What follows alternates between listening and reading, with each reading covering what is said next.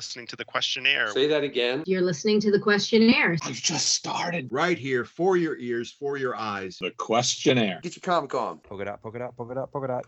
The lady grabbed Jimmy by the neck. Hey, look, firstly, I don't know no Jimmy over here at the questionnaire. All right? I don't. There are plenty of individuals that have been on the show. I mean, I guess, oh, wait, well, hold on. Have we had a Jimmy on? Well, I mean, I guess Jim Valentino, but he goes by Jim. He don't go by Jimmy. I don't think we've ever had anybody on that goes by Jimmy, right? So ain't nobody grabbing nobody over on the neck, except maybe Hannibal when we're playing D&D and he's like throwing dragons. But that's not the point, man. He ain't here today. Yeah, it's our co-host. We got Scott Wojcik back in the house, man. How you doing? Not too bad. How you doing, Jay? It was funny. I read the name Jimmy and I really had to stop and think, Scott, like, oh, has there been somebody that goes by Jimmy? Because then I was like, Jim Valentino. And I'm like, that's the only Jim I can think of. Am I right? Yeah, I don't think there's been a Jimmy. All right. See, like, it gets deep, man. It goes kind of crazy. What can I say? And I sometimes you just gotta say pass, which is a perfect example or a perfectly acceptably answer for any questionnaire as far as for someone coming on. I want to let y'all know that. And somebody came in and was like, boom, just dropped it, but then he sold it. I don't know what happened. We're gonna find out though with Richie right now. Yeah, how you doing, man? I'm doing well. You can call me Jimmy Ross Richie for the rest of the show. That was perfect. Thank you. Drop the mic. Out he goes. Don't drop the mic and leave, man. We just started the show. Let's tell him that. Stop. What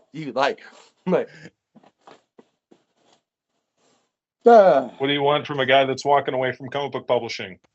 And that's where I want to get. Or walked away. Yeah, right into Ross is because Yeah.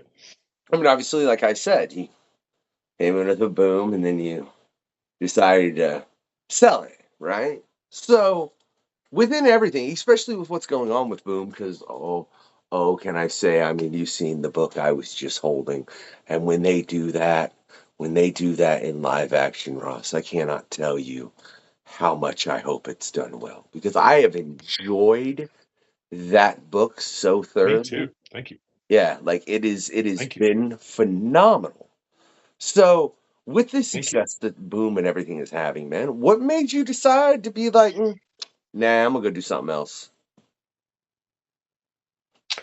Well, I think, this is clearly a question I've gotten a lot. And about, I want to say it's probably been like 2 months ago, I really started to engage more on social media. And so there's been a lot of fans that have reached out directly, kind of puzzled.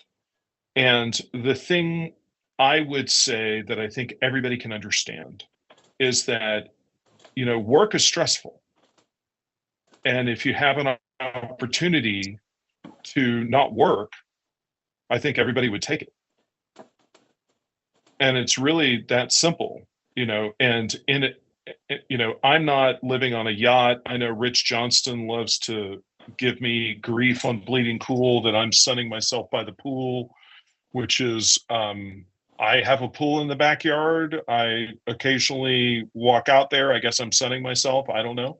But it's certainly, I have no yacht. I'm living very much a middle-class life.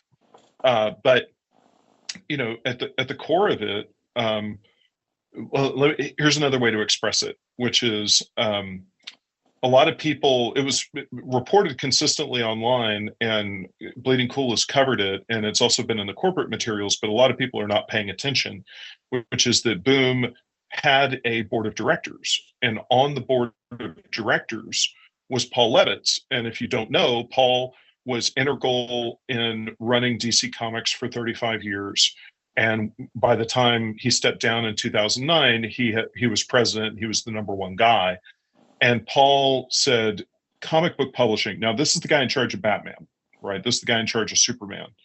And Paul said, comic book publishing It's like drinking adrenaline for breakfast.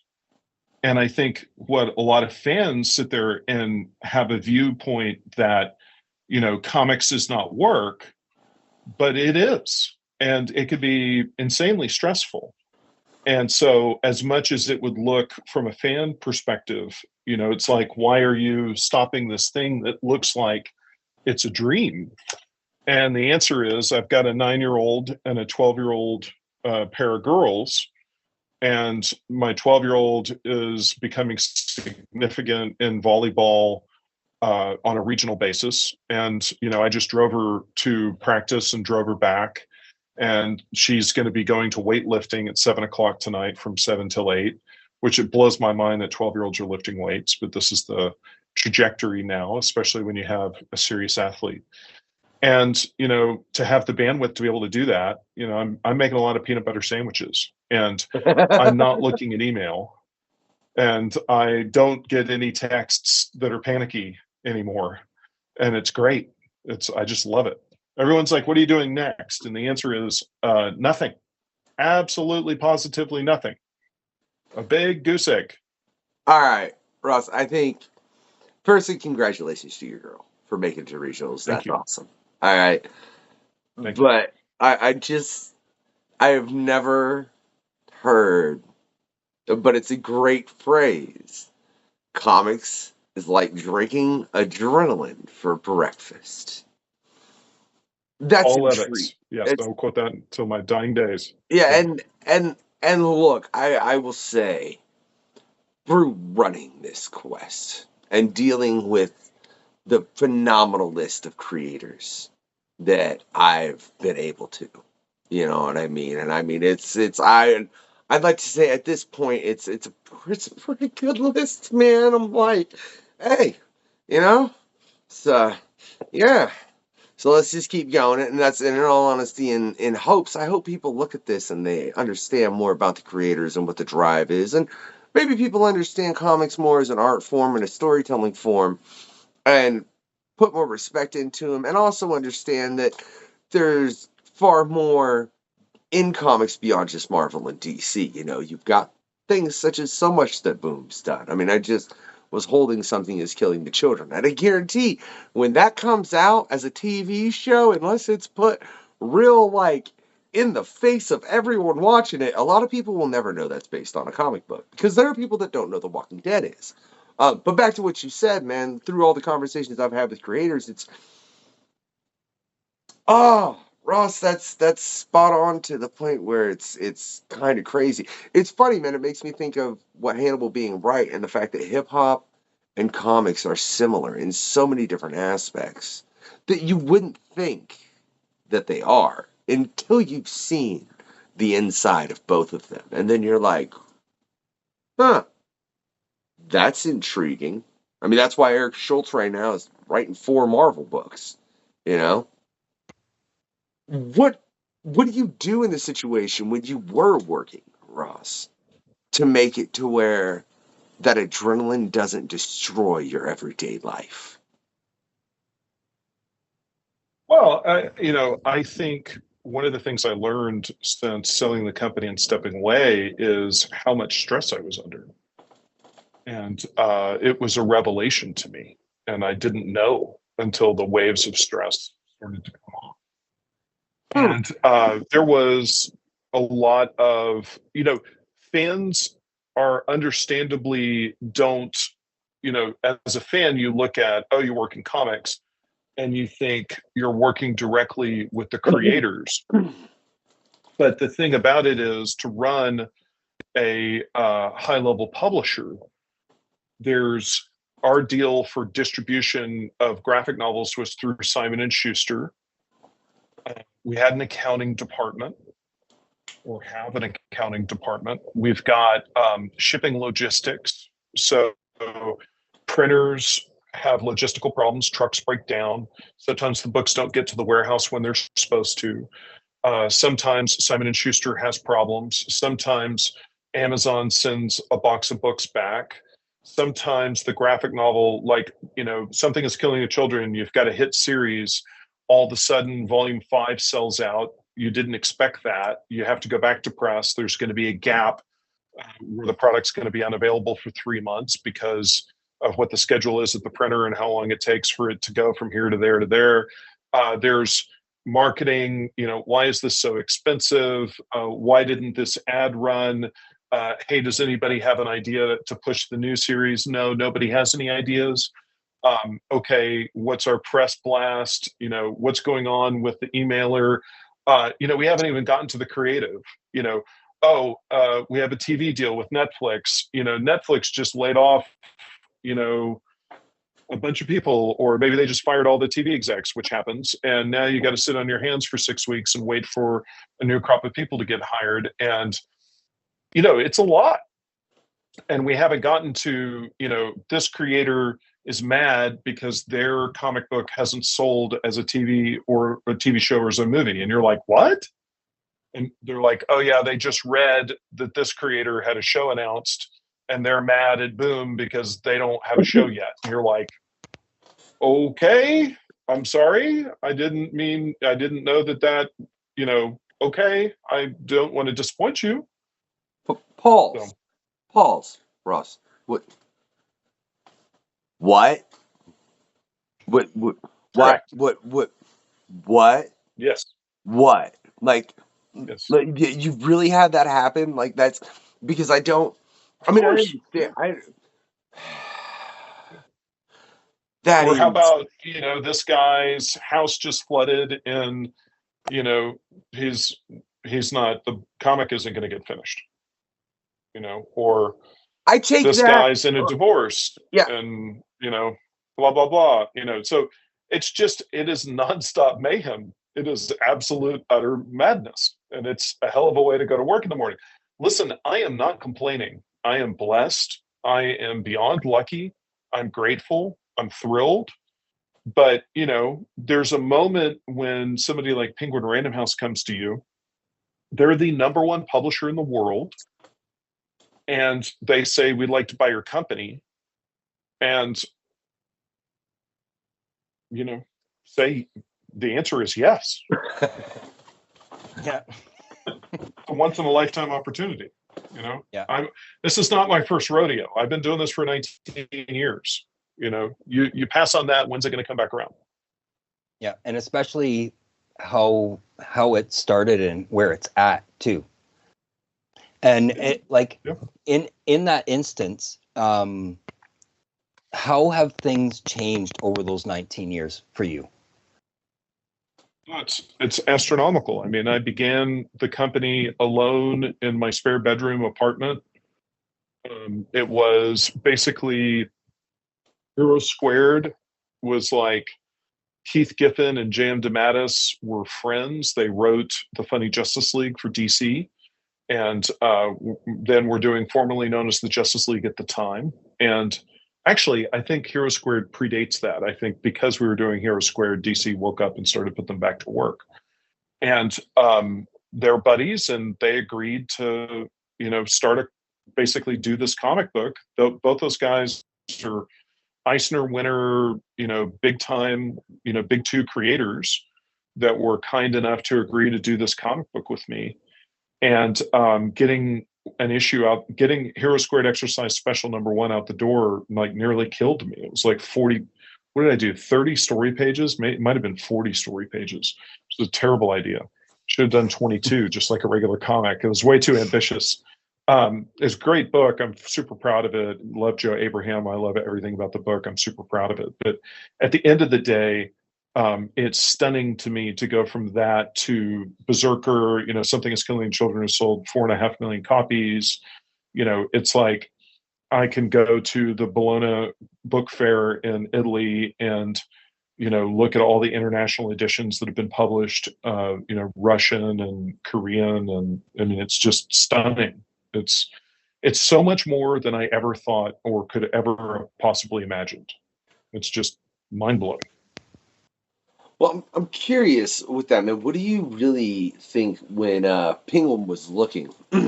Because, I mean, with the size of that company, to be completely honest, I'm pretty sure they looked at more than Boom before they approached you. Like I would think they were weighing their options and have probably decided, hey, we want to get into comic publishing. Who should we buy? What do you think about Boom made them look and go, that one? We're the only one of the size that was available. So, let's do the roll call. You can't buy Marvel, you can't buy DC, you can't buy Image. Okay. The owners of Image are not interested in selling. It's a movement for them. Dark Horse was bought by a video game developer. And IDW is a publicly traded company.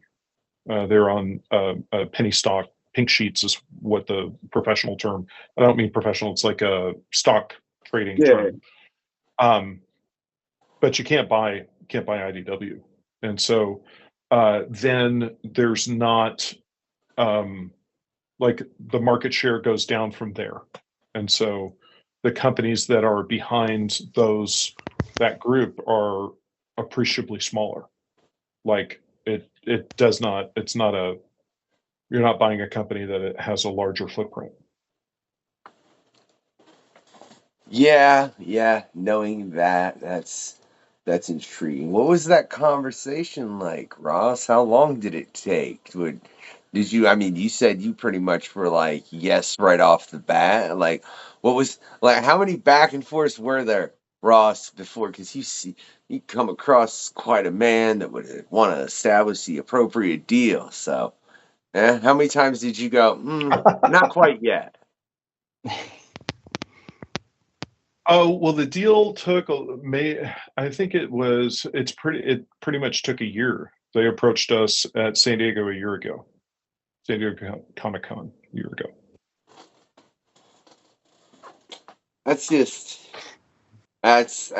I'll be honest, it's crazy to hear, and it's understandable though, because I think of the conversations that I've had with Fabian as well, and him. Now mind you, if Marvel hits Fabian up and he feels like it, he'll write it, but he's obviously in a very different position than you were. I mean, Fabian's not dealing with the accountants and the shipping and all of that, which I could. It makes my brain hurt a little, Ross. I ain't gonna look, man. When I started this show, I started as a woman. You can make peanut butter sandwiches and drive your daughter to volleyball after 19 years of doing that. So. That sounds much better. I mean, yeah, it is so far. I mean, no disrespect to my boomies, whom I love dearly. Not to be confused with boomers, which is something completely different. But in all sincerity, I think that's a lot of people's dream, is to be able to get to a point where you can literally do anything you want and make sure the stress factor isn't there. Now, in saying that, I'm curious. Pardon me. I have to inquire as far as with what you've done and what you've sold. Is there anything that could bring you back, even temporarily, to the comic book fold? Well, I am not going to start a new comic book company. Come on. No. It's funny. I think it's self-evident, but based upon the direct messages I'm getting, it's clear that it's not evident to people. And so, Dinesh sold Valiant and then started Bad Idea. So maybe people think, that I'm going to pull a Dinesh, and Dinesh is a friend, and I have great respect for him, and he's a good dude. But, the candid answer is, if you want to roll up on me with a stupid amount of money that I can sit there and go, well, I don't have to worry about paying for college. And you say, I want you to do almost no work, and here's a really stupidly large paycheck. I'm not going to not hear that out. I might decide that doesn't sound like that's fun and no thank you. But, I'm not adverse to, at the end of the day, I have a family that I need to think about. And so if somebody wants to pay me too much money to do too little work, I'll say, I'll entertain the offer. Well, let me put it in a different manner then. Is there anything creative? Wait a minute. Are you wanting me to work for you? Is that what you're saying? I mean, Do you have an Ross, if you offer? want to help promote the questionnaire, look, Scott's done taking over booking. I got Sure over here doing graphics. This was started as a one-man show that ended up to where I'm playing D&D with Alan Henry, who played Kong and the Cocaine Bear. So I feel like, and plus I've got you on right now, and you just sold a huge company that's about to have, in my opinion, if they do it right, a Netflix standout, something that, in my opinion, should very much be stellar and just make people go, "What was that?" It was a great comic book that you should have read a long time ago. It's called Something Is Killing the Children, just for everyone out there, right? So I feel like it's going right. So if you are you offering? Now look, I ain't got no paycheck for you yet, Ross. All right, we got to get to that point where it's Whoa. I was so listening, and now I'm not listening. I know, right? Like, I so was like, let me. we're on Skype, and I don't know how super chats work on Skype. I was getting ready. I honestly, I don't know how super chats work, but I was getting excited that I was getting one. And then you said a bunch of things that were like, la, la, la, la, la, la, la. And I'm like Charlie Brown, and there's like. See, it's the whole there ain't no money there yet, right? And It's the work for free pitch. Hey, no, I've see, seen this before. and that's why I never made that pitch, man. The fact that the people You'll that be a have come on star, board, Ross. You'll be a star, Ross. Do the work. Do it for free. You'll be a star. I don't want to do that to people because I understand that, and I understand both as both in dealing with comic book creators as well as being a hip hop artist. And look, pay to perform. See the middle line, right? And that's all I'm saying. Yeah, pay to perform. Yeah. In other words, go out and pay for them to bring out some dude who they think will make them money, but really it's the opening artists that are paying to bring out that guy. And then they're supposed to fling the tickets. And it's such a so I understand the whole, and I am not for that at all. The whole pay to play, do it because it makes you might get something like it's a terrible model, and it's a business model that's used far too much in entertainment at a terrifying level. And when I say entertainment, I mean entertainment, right? Period. All of it. I don't care what we're talking about, Ross, whether it's books, comics, music, movies, TV. That's, hey, why don't you just do this for me? It'll make you famous. Yeah. Yeah. So no. You also missed Berserker for Netflix too, because I think that's signed on with Netflix too, right? Oh. Yeah, Netflix options, and you probably missed this at San Diego, but at San Diego, Boom announced that the anime Berserker series is greenlit with Keanu providing the voice for B. Nice. That's amazing. I say that's awesome because I can only ever think of one other anime that comes to mind that had a Hollywood actor behind it like that being Afro Samurai with Samuel L. Jackson. So to know that Keanu's going to lend his voice to that I very much look forward to, Ross. I really do. But no, getting back to what I was asking though, let's say just because before we got way and you asked if I was trying to hire you, and then what I wanted to know, right, was is there something out there that you look at in the comic book market that creatively you would be enticed to work with? I gotta be honest, I'm probably not. I'm really in a mode. I have served other creators for 19 years, and it is a job I chose, and it is a path that I was lucky to be on, and it was my staff did an incredible job. It was a group of incredible people, and the freelancers were world class. But I'm kind of in the mode of sort of spending time with family and doing my own thing. So that's just kind of where I am right now. I'm less sort of interested in doing somebody else's thing. I understand, I've man. done that. you're like, let's start a little early, and I'm like, fine, I'll try and get my boy down because I got a 5-year-old. He can be ornery, man. You said yours is 12 and 7, right? I'm sorry, say that again. No, you said yours are 12 and 7. Yeah, 12 and 9. Oh, 12 and 9. Sorry. So, like I said, I got a 5-year-old, man, and and I get that, Yeah. and not wanting to miss those moments because those moments Yeah. they're once they're gone, and They're gone. and and there's nothing you can do. I have 6 more years with my 12-year-old, and it'll go by like that, Yep. Yeah, man. Unfortunately, it seems to pass far, far, far too fast. It really does. So, what advice would you give to someone working in the industry doing comics that has a family to balance it to where maybe it's not adrenaline for breakfast, maybe it's something just a half a step down if possible? Well,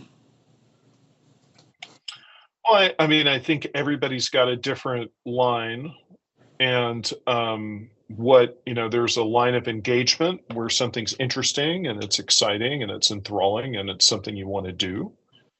And then there's another line where it's an impediment and it's too much. And then there's another line where you're not challenged and you don't care. And so, I think we all have to find that line for ourselves, which is it's adventure, it's exciting, it's fun, it's something you want to do, that you care about, that you're engaged, and it's not too much. And I think, you need to listen to yourself. If you have a significant other, they often will tell you, you're being a jerk because you're stressed out and you need to take it easy. It's too much. So get some feedback. Listen. That's intriguing. With that, I'm just the entire, like I said, man, I've heard so much from so many different creators as far as just how high stress this is, and Ross, you got that statement stuck in my head, adrenaline for breakfast, because like I said, I mean, we've had 100+ creators on here, for everything from, they run a Kickstarter every once in a while to Tom Brevoort, Fabian, Erica, Doug. I mean, people that are actively really, really, really, really pushing books. And I've heard a lot of different things in a lot of different capacities. But you said something that sums up something that almost all of them have collectively said, but you did it so simply in those simple words. Yeah, but remember, I'm just repeating what Paul Levitz said. Well, yeah, Paul Levitz. Paul's literally in the Comic Book Hall of Fame, and so there's a reason, right? It's like boy knows what's up.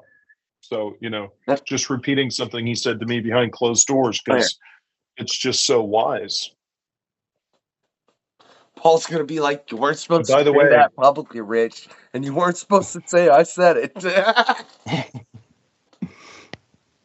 Nah, I'm not worried about that with Paul. He and I have spent some time together. I think I know where the line is with him. The other person I would highlight in your list is you mentioned you had Jim Valentino, and Jim changed the business when he co-started Image. That completely changed everything. And I think for a lot of fans, they just truly do not understand the depth at which it utterly changed the landscape of comic book publishing forever.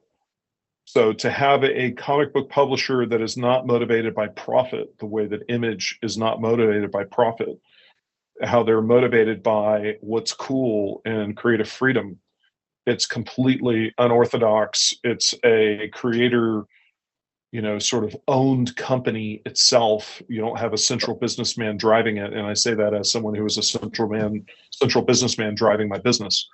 To say it's revolutionary is not enough. It is you. I mean, you are Jim, right, very aside from much, being a man. top As far flight as creator, and I just gotta say, we got Jim coming back here pretty soon with Mark Verheiden, Stephen Grant, um, um, Aletha Martinez, and Scott. Help me out. I can't yeah, remember well, who the other one is. Stephen Grant and I made a movie together. We made Two Guns Two with Guns. Denzel Washington and Mark Wahlberg. Yeah. Look, That's right. firstly, I love Steven Ross. He's one of the co-hosts over here on the questionnaire. He has been on I don't know how many times at this point for Quest, man. It's phenomenal. He's been on several PanCons. He's coming up on that PanCon that has everybody I just listed, as well as one person I can't remember the name of. I apologize. Scott's handling the booking, and there's a lot, but we're going to actually be discussing our comic books political. But yeah, no, Stephen is one of those guys that is amazing. But the funny thing is when I initially brought Steven on, I was like, Two Guns. And then I interviewed him. And then I went and watched the movie. Because, sometimes you ever have that pace where life doesn't allow you to do things in the order that you should have, right? And it's just like, oops. And I watched it like the next day. And I'm sitting there watching it, and I'm like, I've seen this. And I didn't know it was based on a comic book. And that's the thing that yeah, it's the thing. Look, man, I've read comics since I can remember, Rich, and I've been a fan of Image. Like I vaguely remember Image starting. I more remember Top Cow that came a little later, just because I'm only 40 and time frame, age, and everything, and memory being what it is. But it was funny. I watched that, and then like I said, when I went back and watched it, made me realize, wow, I'm a comic book fan, and I didn't know that was a comic book movie. No wonder people don't know The Walking Dead's based on a comic book. Yep, absolutely. We snuck one past them. Yeah. What do you and man, it's a phenomenal flick for anybody out there hasn't checked it out as well as the book, man. I they're both great. I'm curious, man. In that, man, we've had this conversation with a lot of people, Rich, and it's kind of evolved. So why do you think it is that, let's say, something comes out that's based on a book? Game of Thrones, Hitchhiker's Guide, Dune. Pick one. Those book sales always typically go up, right? For that book. Like there's a cause and effect for those movies. And it's more because honestly, probably those books end up in the front shelves at Kroger's and Walmart and everywhere else based on a major motion picture. Why do you think neither of the big two have taken and tried to do that? Like why when Civil War dropped, were there not copies at Walmart of Civil War that were out and available? I mean, they have Marvel books. Well, there's two answers to your question. The first is that you cannot meet people that have never read a book. That is something that is enculturated in school. You are required to read books. Then you cannot meet somebody who's never seen a TV show, and you can't meet somebody who's never seen a movie. But you can meet people who've never read a comic book. And if I've never read a comic book, how do I know that I would like to read a comic book? And so, if you give a comic book to an adult who's never read a comic book before, usually 9 times out of 10, the first response is, I don't know the order that I'm supposed to read the panels in, and I'm scared and I'm confused. And if they're your buddy, you can show them what to do and how to do it. But most people who are first timers like kids figure it out. But if you're a first timer and you're an adult, they're usually confused. Now, the second answer to your question is, you see the pattern in manga. My Hero Academia becomes a hit on anime and the book sales go through the roof. And Attack on Titan becomes a hit on anime and the book sales go through the roof. Now, the books were selling before then, but it really sets the world on fire. But that's because it's super clear where to start. And so when you buy Attack on Titan volume 1, there isn't 50 years of character history before that. that you could read or not read that is completely unclear where to start or what's essential. And that was what worked for Walking Dead. Is you just, I was standing in a comic shop probably 15 years ago, and just talking to the clerk, and there was a woman who walked in who very clearly looked like a civilian. You know what I mean? She walked in. She said, "Do you have The Walking Dead?" He said, "Yes, it's right here." And he walked over to the wall, and he pulled out the first volume. She took it from his hand and looked at it, and he said, "It's $9.99." And she did this and was like, "It's $10." And he was like, "Yeah." And she was like, "Sold." And she bought that and left. And the exchange took like 45 seconds.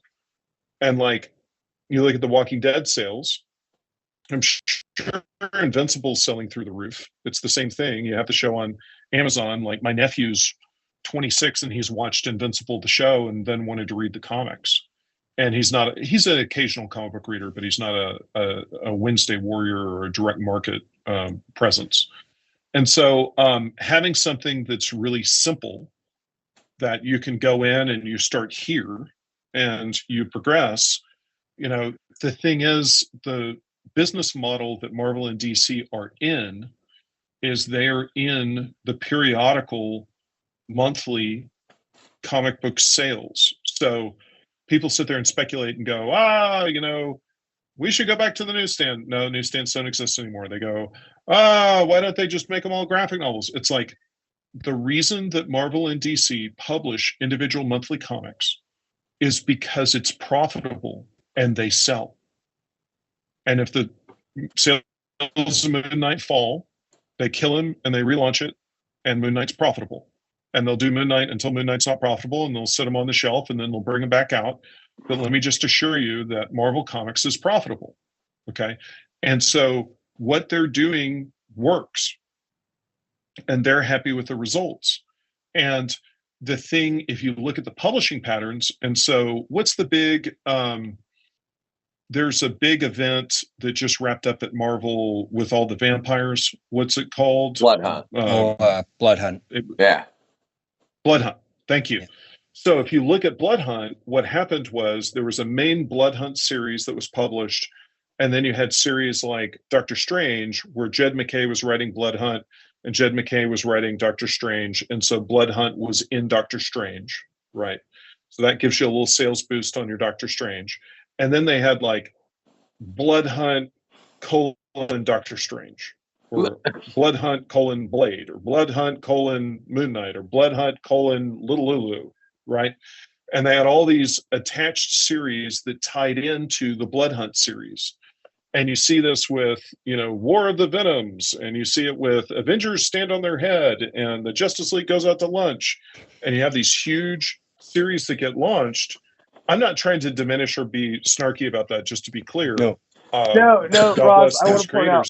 But you have these tie-in series, and the thing is it makes the taxonomy very difficult to understand, right? If you don't know, if you're not reading Blood Hunt, if you just walk into a comic shop and you want to buy a Spider-Man comic book, where the hell do you begin, right? Yeah. And maybe you're showing up from Miles Morales because you love the animated stuff, and you're like, I want a Spider-Man comic, and they hand you Peter Parker, or vice versa, right? And it's like, there's a million Spider-Man comics, and there's a million Miles Morales comics, and all that's awesome. I love comic shops. This is not a criticism, but those things are published for people that go into comic shops weekly, and they're readers and they're collectors, and they understand how the game is played. They understand big event series, ongoing series, spinoffs and miniseries and one-shots.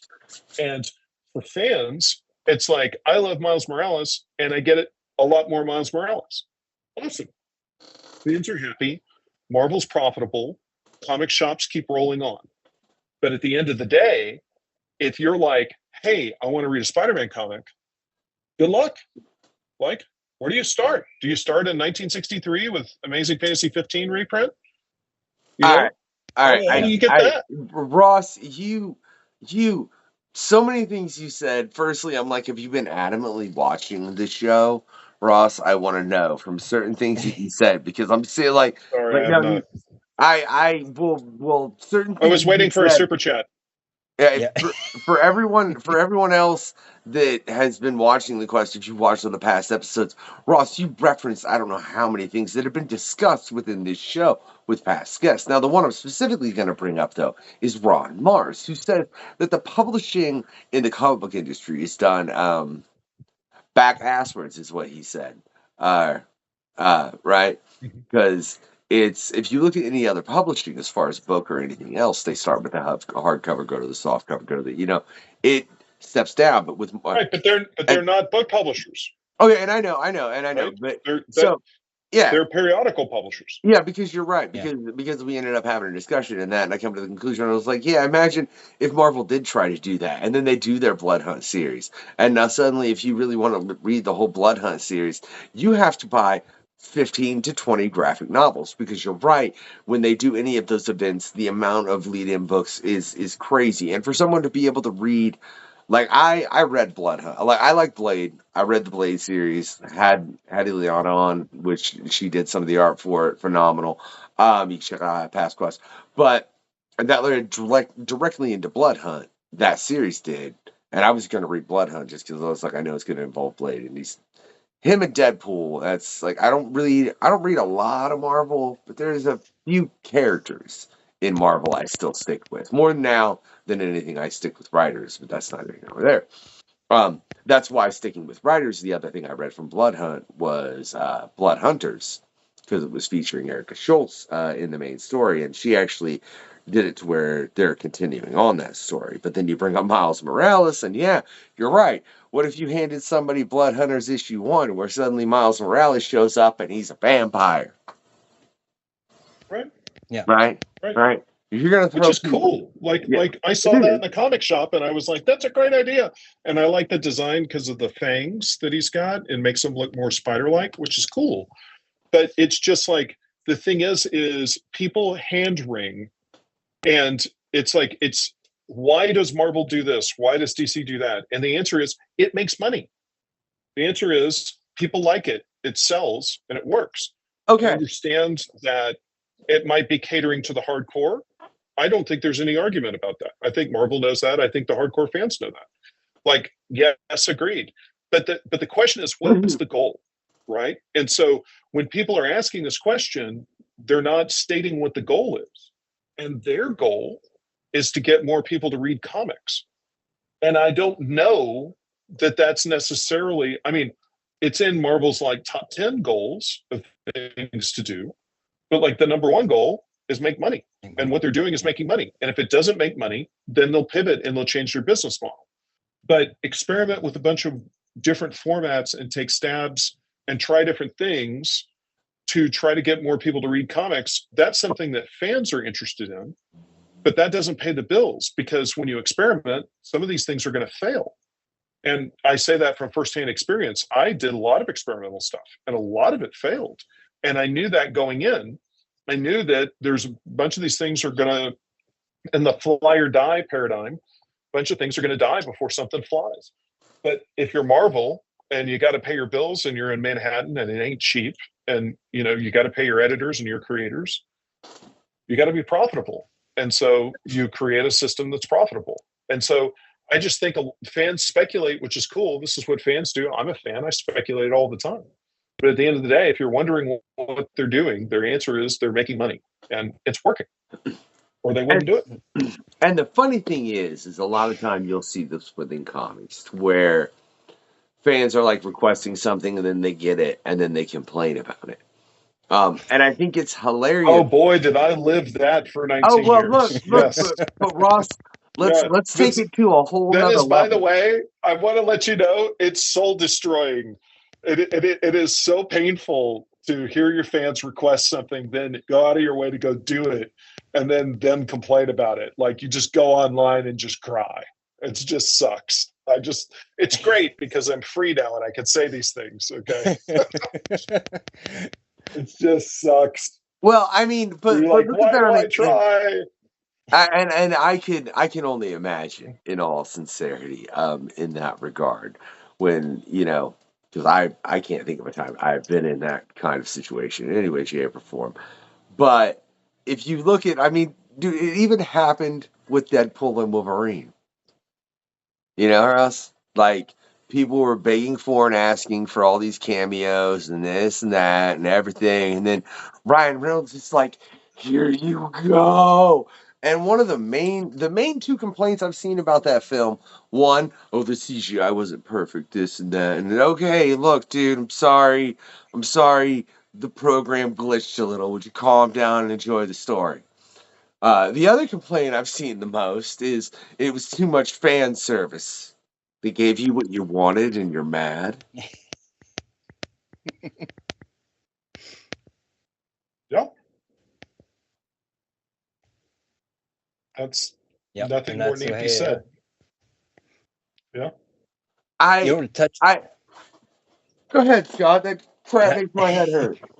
Yeah. You know, and I think that's what's set Boom Studios apart is you've taken chances, you've taken risks, and you've put some different things out that DC or Marvel wouldn't do, and I think that's allowed Boom to kind of process. Balls. What's up? Balls. Yeah. Switch off your headset. It's causing that click.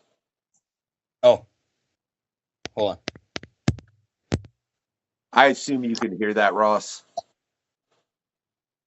Yeah.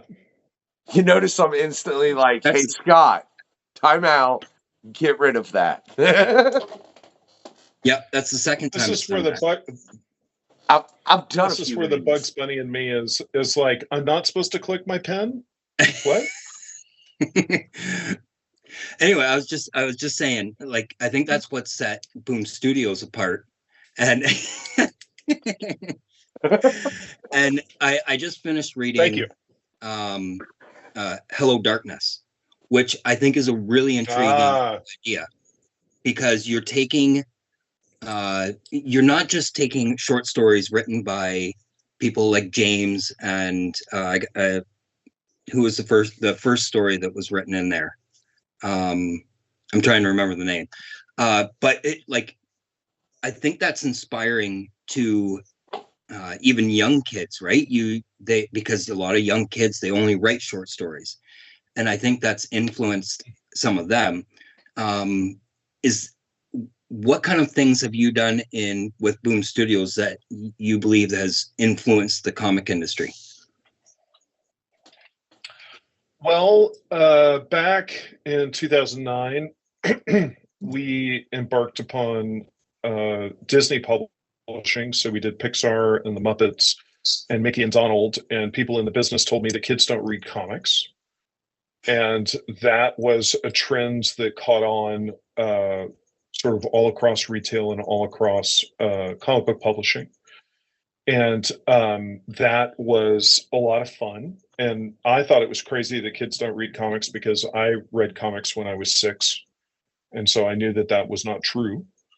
And then on another trend basis, something that we did not initiate, but we were a pioneer in, was we published Lumberjanes.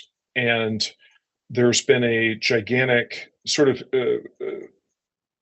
fans that live in the direct market that read superhero comics are unaware that Raina Telgemeier is one of the best-selling authors in North America, and she is a writer, artist, cartoonist who does junior high girl graphic novels like Drama that sell in the millions of copies.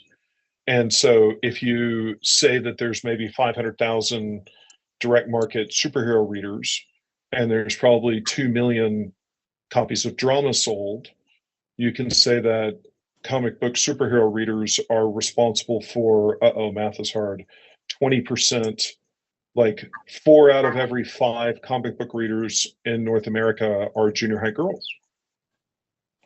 So we published Lumberjanes, which was came a little bit after Raina Telgemeier, and definitely helped in the trend that became really big and is still gigantic of female graphic novel publishing in the middle grade and the YA space, which is sort of 3rd to 5th grade is middle grade, and 6th to 9th is YA. We all know Harry Potter, Star Wars, Marvel Cinematic Universe that isn't rated R is kind of considered YA. And so a lot of that stuff. And then we always tried to do license as well, but I think IDW always tried to do license as well, and Dark Horse has always tried to do license as well. So I can't take claim for pioneering in that space.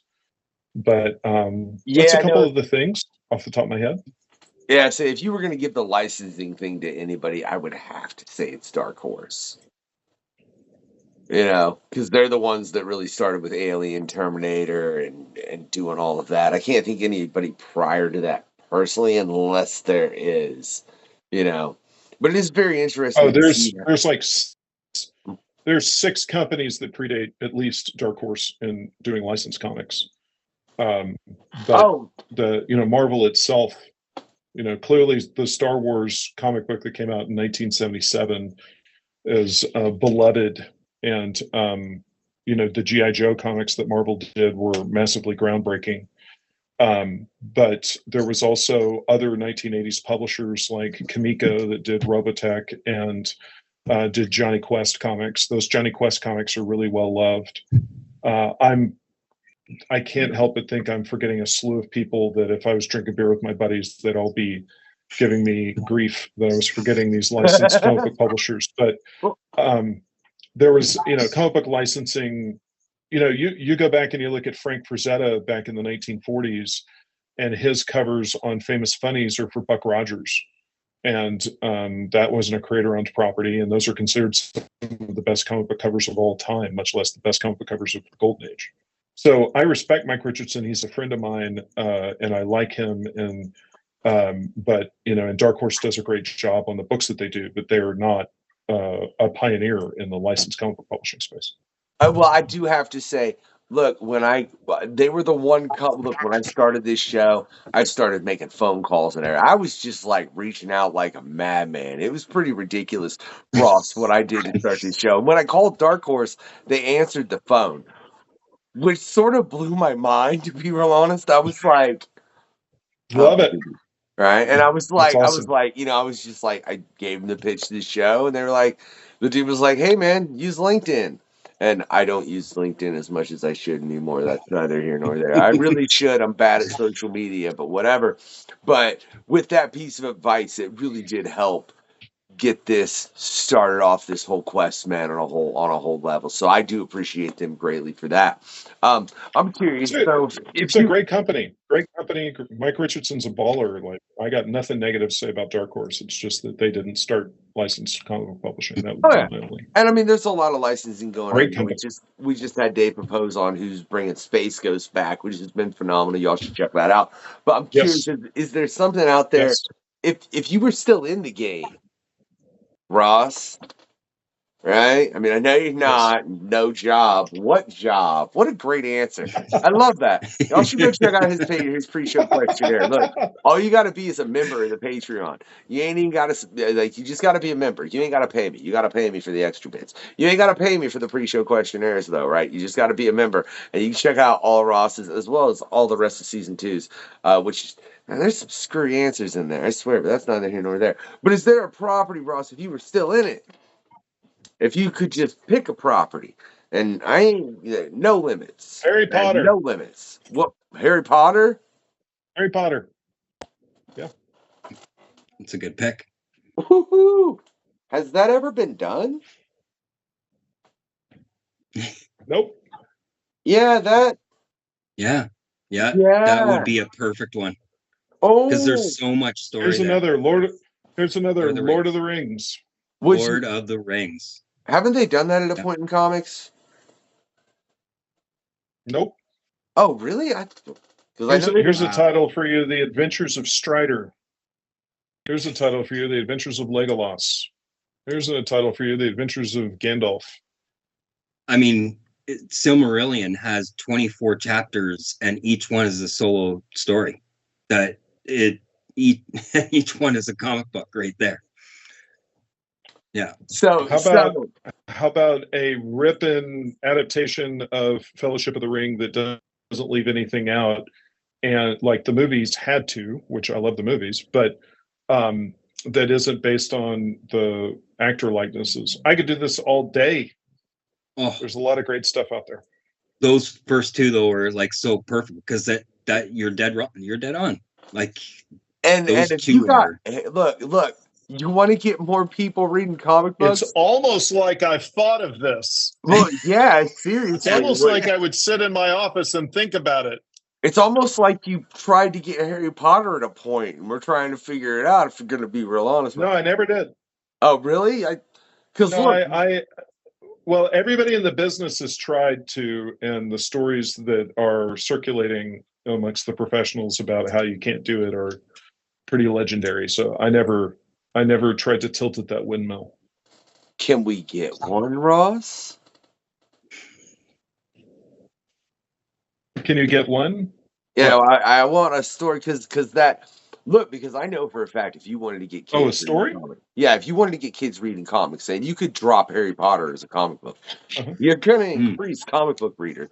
There are going to be people that have never picked up a comic book in their life. They go, they made Harry Potter a comic book. Hold on, I'll be right back. Yeah, for sure. Yeah, I mean, I never pursued it, so I don't have a story to tell. I mean, my understanding is that J.K. Rowling would not entertain, the scuttlebutt is those movies were put out by Warner Brothers and that DC could get no traction. I do not know if that's true. So, but, if JK was in a position where, the licensing around Harry Potter is pretty extensive. I think there's Harry Potter underoos and Harry Potter socks and Harry Potter eyelashes. And so if there's no Harry Potter comics, that's probably for a reason. Yeah. But you said no limits, so I said Harry Potter. I mean, no, that's fair, Ross, but that's just intriguing because you are right. I mean, there's a Harry Potter vibrating broom that they had to recall. You know what I mean? The one that vibrated. That they were like, yeah, that vibrates in the wrong place. We need to get these off the shelves. So yeah, there's been Cleans your house. Huh? Cleans your house. Yes. Oh yeah. Yeah. Yeah. But so I mean, there's been everything you could think of licensed for Harry Potter, from pops to I couldn't even imagine. I mean, there's earrings, there's everything. So to think that, yeah, you're right. If there's not comics, there must be a reason. I would be curious to hear that reason from J.K. Rowling. I don't know if she would ever give it. I mean, you've already put films out. What's the problem in putting it out in a different form? That's Well, so here's a conceptual thing that, again, from a fandom perspective, you don't really think about, which is that the only person that puts out Harry Potter stories is J.K. Rowling, whether she is agreeing to do a film deal or she's agreeing to do a play, whether or not she writes the screenplay or she writes the play, the story is under her control. And she is the Harry Potter story giver. So like when a movie is being made, it's based upon her novel, whether or not she's writing the screenplay. And if you're going to create a comic book, you have to create 22 pages a month. If you think about it, of like, there's 5 working days in each week. There's 4 weeks, roughly speaking, per month. So if you're doing a 22-page comic book, you're doing a page a day. And so for J.K. Rowling, she would be looking at 260 pages of new original Harry Potter content, not based on the books, being generated not by her, a year. And a licensing deal would be for 5 years, maybe 3, but sometimes 5. I could see that being more problematic. That's a lot of content. Yeah, but why not at least just do a straight adaptation of the books into comic book form?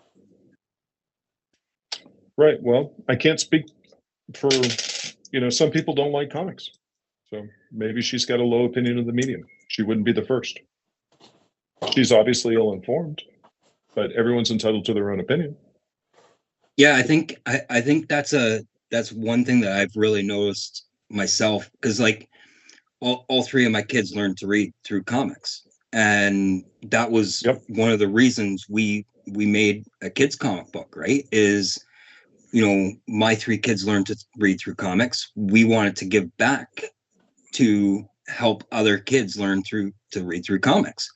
And it is one thing that, you know, when I was going through to look for grants and stuff like that, that comic books are not technically considered literature. Do you think there's a reason why they have it like that? Why comic books are not considered literature? Yeah.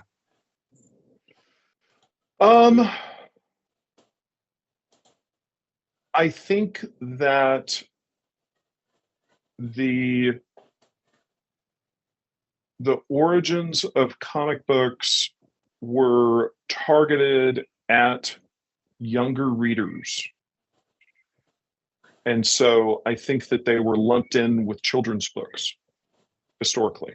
And so when comic books grew in sophistication, it was the culture did not catch up with it. It was something that happened beneath the culture's notice. And so it was always categorized as something that was not a higher art form. And, you know, it is what it is. I think people have caught up now. You know, I think regular civilians now believe that comic books are cool and that there could be a comic book that they could read. Yeah. Yeah. So, it's really you know, changed. I think that. Yeah, especially over COVID, right? Yeah.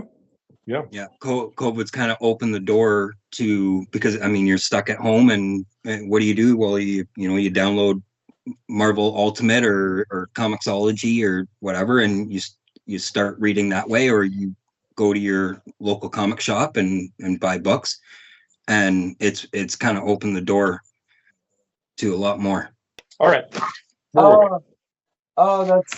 That's so funny. This is so much like, hold on, my wife has an emergency.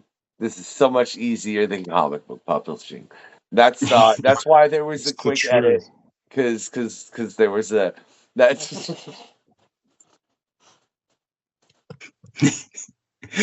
Wish it was Apologies, everyone. Right? Yeah. Yeah. Oh yeah. That's we golden.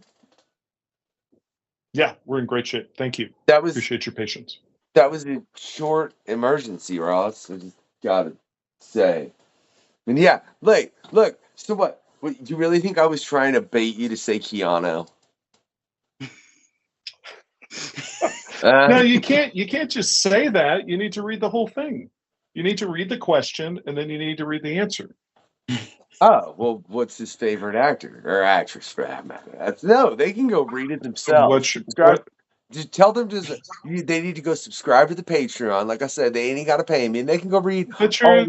But wait a minute. That's kind of an elitist. Like you're making a reference to something, and then you're like gating it, and you're like, you have to be a member of the elite to get the joke. Free. We're going to talk about it. This. It's free though, Ross. Right, but wait a minute. But let me hold on. So in marketing, you need to give them a taste to know that they want it, right? So you need to be fun and charming and cool, and so you need to do the witty banner, right? And do the cool thing, and then be like, answers that are funnier and cooler than this are behind the Patreon. There, look, there. Fair enough. Whatever. Look, I come from the. I enjoy giving you a little, just teasing you a little bit, just a little bit. I come from the hip hop side of things.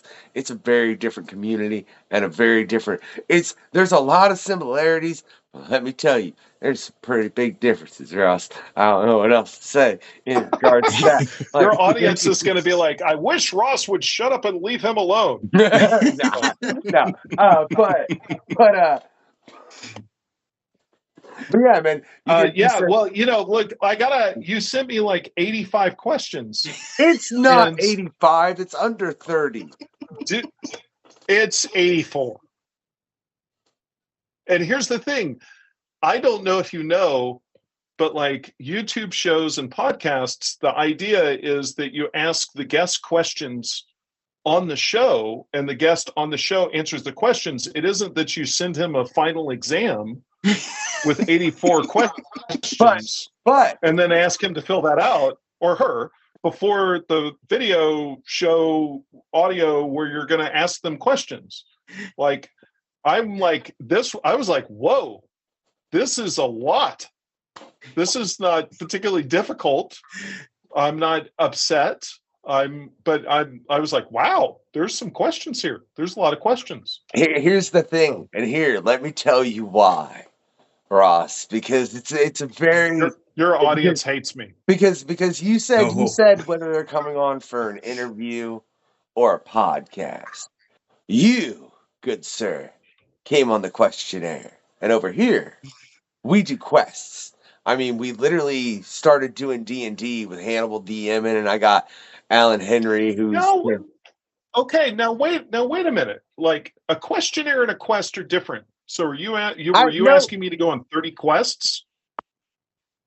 Maybe that's why it felt like 84. If you would like to join us for a session of D&D down the line, that could perhaps be arranged. We'll actually have session 2 coming up here pretty soon, and I'm looking forward to it. I hope Hannibal threw out one dragon really quick. I'm really hoping he don't throw out 2 this time. But you say D&D, but is it really D&D, or is it one of those other RPGs?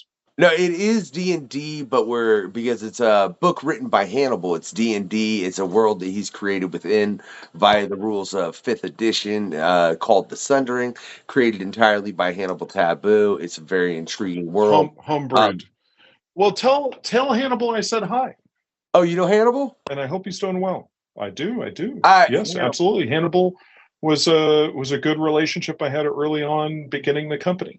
Hannibal back in the aughts.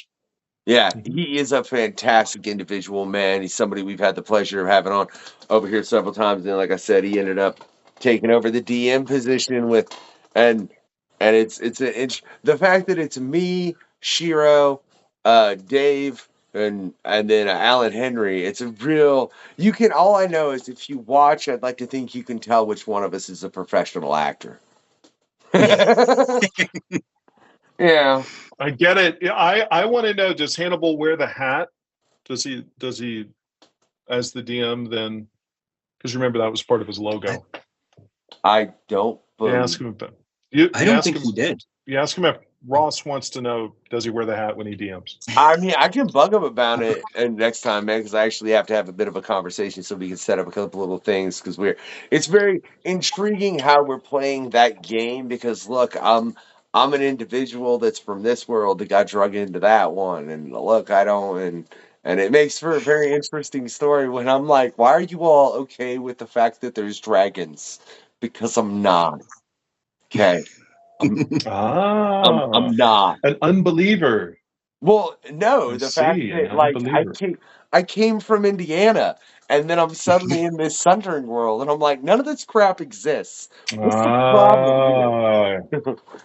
You're role playing your character. Got it. Like, yeah. So it's like I should have a gun. I shouldn't be casting fireballs out of my hand. As far as an aspect of the character, and then like the other characters that have been established, man, it's been yeah. If you want to jump in down the line, Ross, we could bring you on and then kill you off if you'd like. Well, it's not often that I've been given an offer to be killed. But if it's okay with you, I will pass on that. Come on, man. Nobody wants to come over and die. But I appreciate it. I appreciate it. Good. I'm an old school. I started with first edition back in 1982, and I've played every edition, including fourth. So for the D&D nerds that are listening, they understand that fourth is the most hated, and I have played fourth, and I played fourth with a DM who's very good at it. I've played them all. Have you ever DM'd? Have you ever had a Hannibal DM a game? No, I have not. Whew. Does he wear the hat? Really good. See, bro. Look, Ross. I do a lot of these, and it was like about a month and a half ago that we had the last session of D&D, and I don't remember. Yeah, I don't. Ross? Yes. Oh, okay. I thought you froze up for a second, man. Yeah, but no, I don't remember, man, if you wore a hat or not. Dude, I'm not gonna remember you wore I a don't think you suit did. in a month. All right, there's probably been Right. someone on the show that wears Right. a suit. Like, didn't you ever get to the point, especially when running Boom, man? I mean, you got so many people coming in and out your door. How did literally? If you tell me you've got a creator being like, why didn't I get a TV deal? How do you even remember all the creators' names to begin with? Well, it's important for business, so that's a motivator. And enjoying their work helps as well. And you know, it's your job. Okay. Really appreciate it. I mean, that's a fair point. I guess it's just like, what's the worst pitch that you ever got at Boom? I don't remember, but for me, you know, one of the things that was, let's see, what I would say is that there's a lot of folks that have never written a comic book before that will pitch you a comic book. And my thought is they should be aware that if I said to you, if I showed up at like an NBA team, like let's use poorly thought through analogies on the fly and see if they fit. So maybe Marvel is who's the number one NBA team? I was going to say the Lakers, but I'm not sure they're on top anymore. You know, who's historically great? You know, like again, I don't know NBA teams, but we'll just say the Lakers. I'm in Los Angeles, so I'll rep the home team. And so if Marvel's the Lakers and DC is the second best NBA team by sort of ticket sales, and then you know, you have a company like Image is, you know, the Dallas Mavericks. I'll just say that because I'm from Texas, and the San Antonio Spurs, and then you know somebody goes up to the owner of the San Antonio Spurs and says, "Hey, you know, you should play me in this next game." The owner of the San Antonio Spurs would go, "Oh, that's cool. Who have you been playing for?" And your answer is, "Oh, I don't actually play basketball. I've never played basketball. But you should put me on your team and I should play in your next game."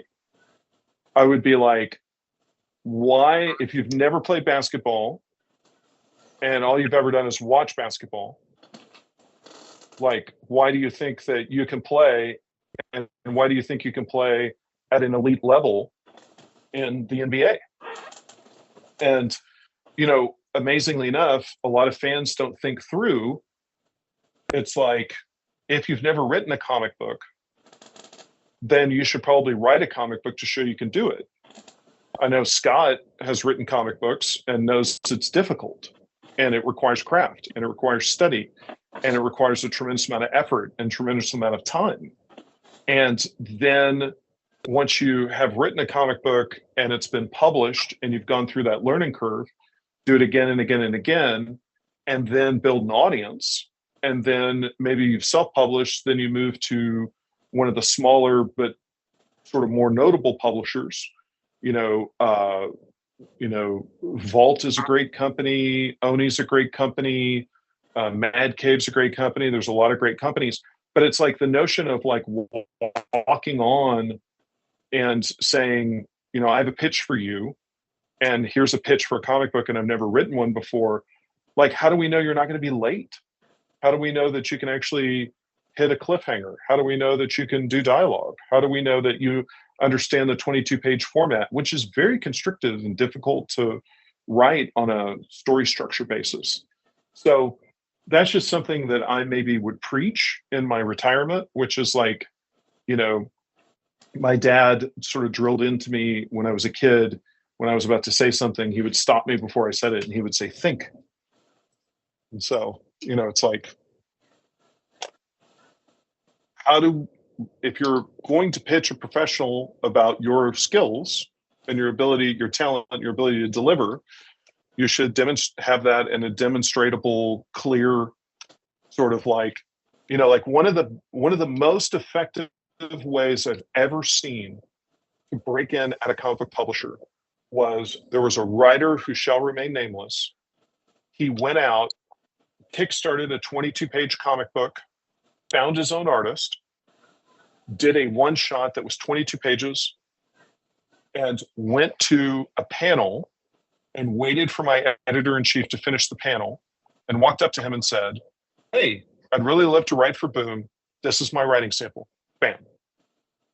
And my editor-in-chief went from there to the airport to fly home.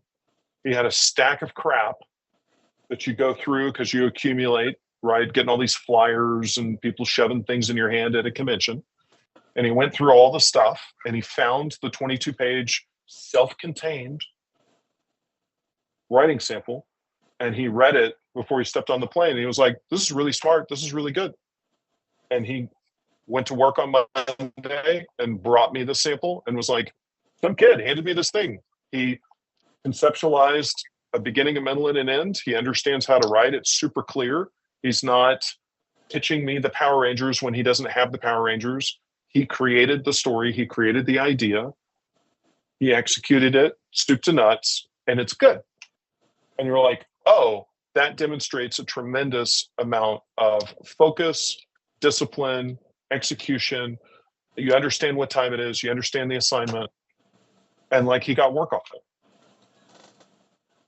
So in other words, your best advice for someone trying to get into comics is make a comic, which is something we've honestly heard often. Now I'm curious though, within that, Ross. Right, but you don't have a TV camera, right? You don't have a film camera. You don't own a stage, right? But anybody can make comics. And if you're not going to take a chance on yourself, why is anybody else going to take a chance on you? Right? Yeah. It's like musicians, all you need to write music and perform is in your laptop. And it's like, you don't just walk into like Columbia Records and like knock, "Hi, I'm here. I'm a songwriter." And it's like, "Okay, cool. Can you drop off your demo?" It's like, "No, I don't have one. I've never played guitar before, but you should hire me to make an album." It's like, no, you go take a guitar, write some songs, make a demo. Like, it's in your hands. You have the power to do that. And it's miraculous that there's Kickstarter, where that there are people on Kickstarter that will buy it. And you might not be a millionaire, and maybe all you do is just cover the cost of printing. But like, what a day, what an age. Certainly I didn't have that growing up. So like, why aren't you making comics? Like, you have everything you need, except for determination, will, focus, like, go do it. Yeah. I fully agree. But I wonder, do you think, because I know some people want to get into comics and they want to work on the big two. Like, that is their goal. There are other people that get into comics and they want to tell their story. Do you think the path is different based on what you want to do out of those two objectives? No, I mean, the only exception to that would be somebody like Jeff Smith, that he self-published Bone, and so his path was completely distinct. He researched how to self-publish, and he made his own comic book and he published it, and he was wildly successful because it was amazing. But if people are going to tell their own personal story, there's certainly a lot of publishers that do that.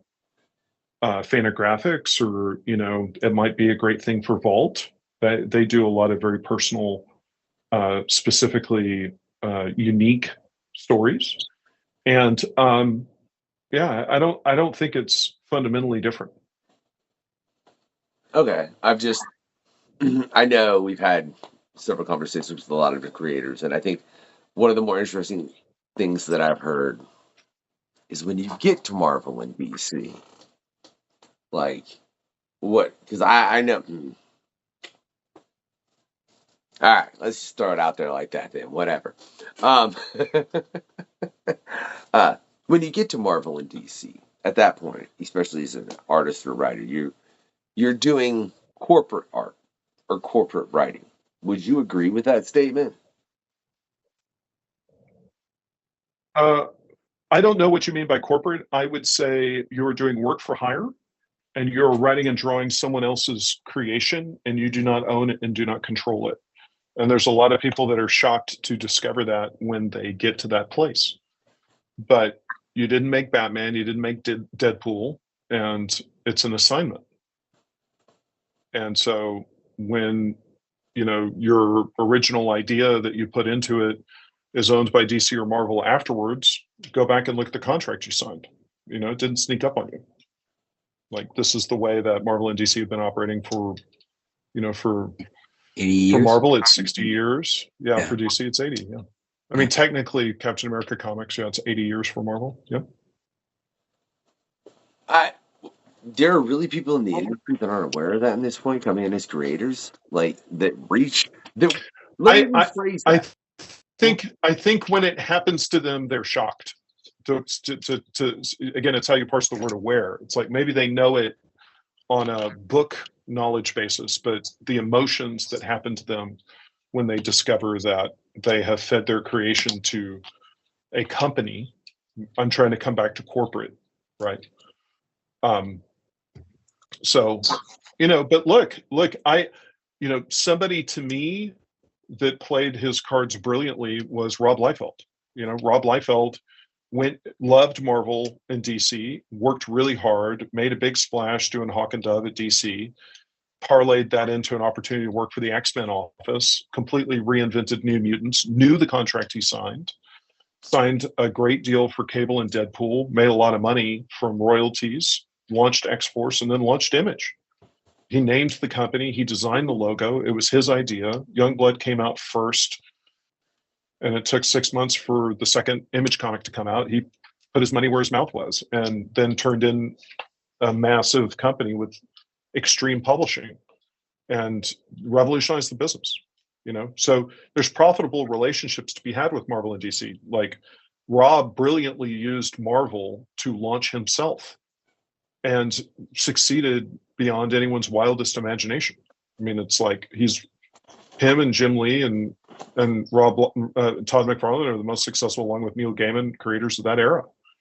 And it was earned, you know, big ambition, big, wild, crazy dreams, and he executed and delivered on it.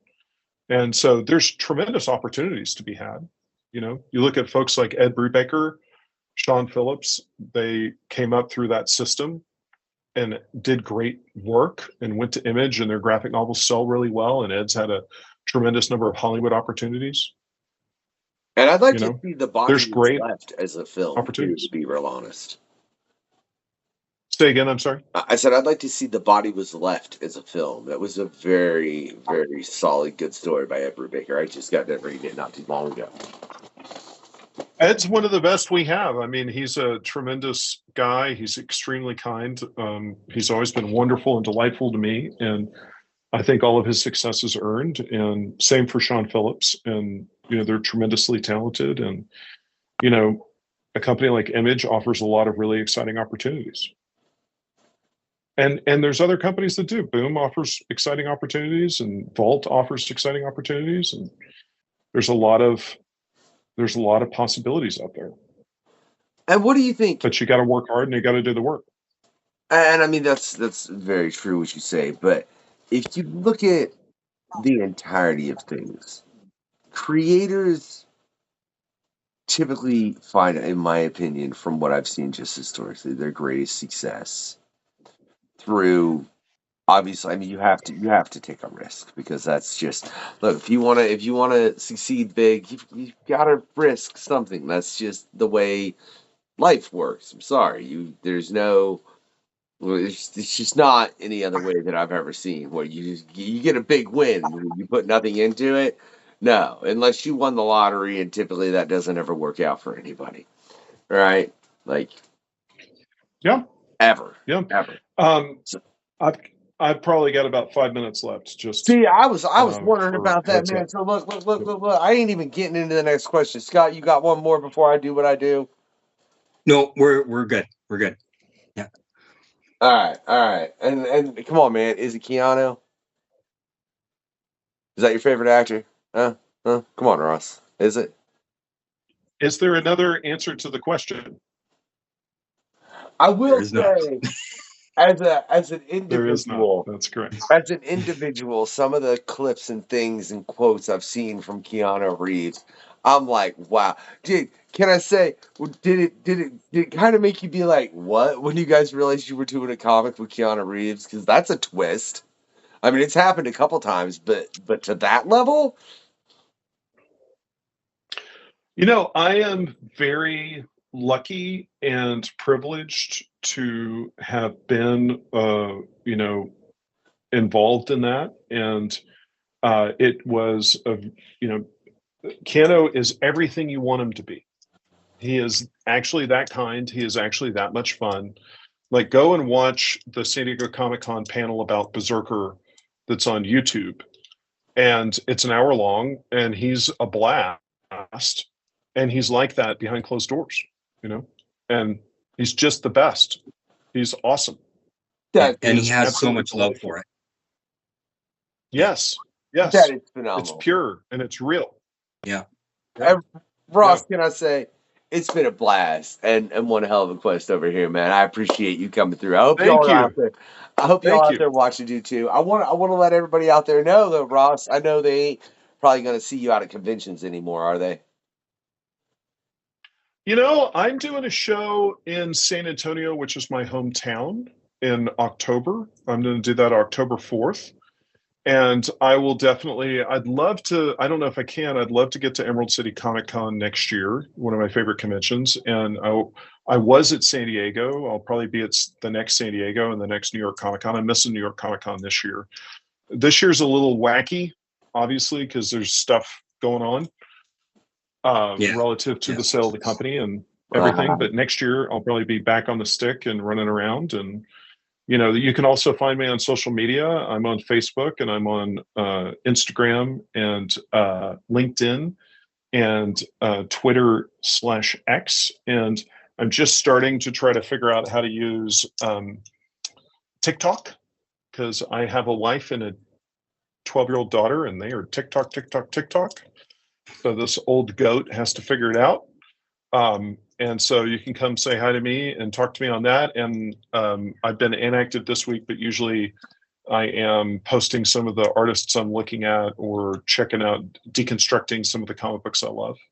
And there are links to all of Check it out. that right in the description, so you ain't got to go looking up Ross Richie. Even though, look, if you type in Ross Richie, you can find all that fairly quickly, just so y'all know. Or you can just scroll down a little bit wherever you are, and it's right there, and you can just click on it. But I do want to let y'all know, if you've enjoyed this quest with Ross, all right, what I want you to do is I want you to send him a dragon, right?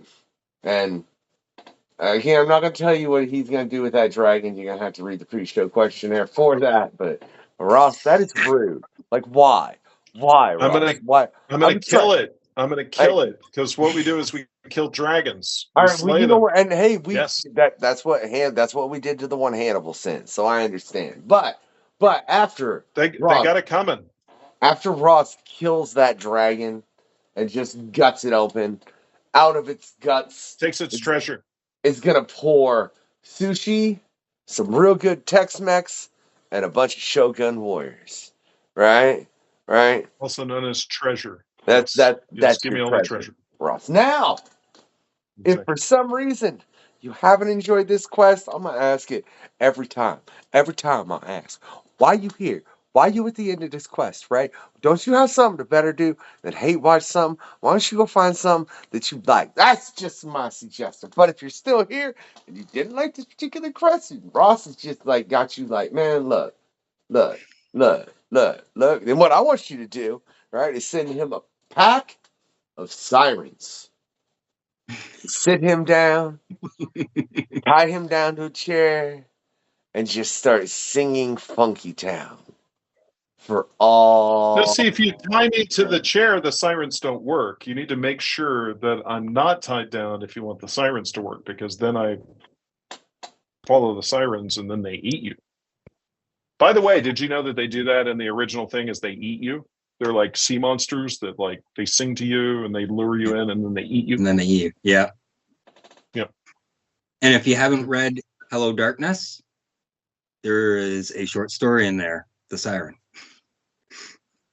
Apparently, I need to read that. And can I say though, before I do one last thing, Ross, Earth Prime, you want to go to Earth Prime? Are you serious? Like, as a normal person, you want to go to Earth Prime? Like, I guess it would be an entertaining life until you got smashed by the fallen building. But I mean, unless you lived in look, because if you're in LA or New York or whatever the equivalent, now you're now. Yeah. Why do you want to live in the Marvel Universe? Atlantis Attacks is a thing, right? Why do you want to live in the DC Universe? There's a legion of supervillains, right? There's the Legion of Doom. There's the Secret Society of Supervillains. There are so many reasons not to live in the Marvel and DC Universe. It's a terrible idea. I like to breathe. I don't want to go into D&D campaigns where I get killed. And I don't want to go to the Marvel and the DC universe. If I have to go to a comic book universe, I'd like to go to Earth Prime where everybody's ordinary, right? Because I got a wife and kids and, they're cute and fun and I want to make peanut butter sandwiches and go to volleyball matches. My brain, okay. I was thinking Earth 1. You said Earth Prime. My comic book nerd failed me. It has failed me terribly. Ross has called me on. You got to come correct with Ross Richie. You got to come correct. Hey, look, man, you ain't Earth 1 is where the primary DC universe is set. Earth 2 is where the Golden Age characters were originally. All right. Look, man, I won't lie, Ross. I was always more of a Marvel guy than I was a DC guy. But before Ross has got to go, I want y'all out there to do 3 more things. 1, give it that thumbs up, right? 2, always get your comic on, man. Know there's something out there, regardless of what you like. I promise. And apparently somebody have a problem with them. And if you need somebody to tell you how to read a comic, ask Google or find a friend. Someone will, I promise you, right? I didn't know that was a thing, Ross, until you said it. We got something we didn't have time to get into because there's been so much. Besides that, have a good night, y'all. This has been the questionnaire. Where's the link? Thanks for checking out the questionnaire. In the link below, yes? I will drop it like it's hot. That's another party. It's cool, man. I love it. The questionnaire. That is all.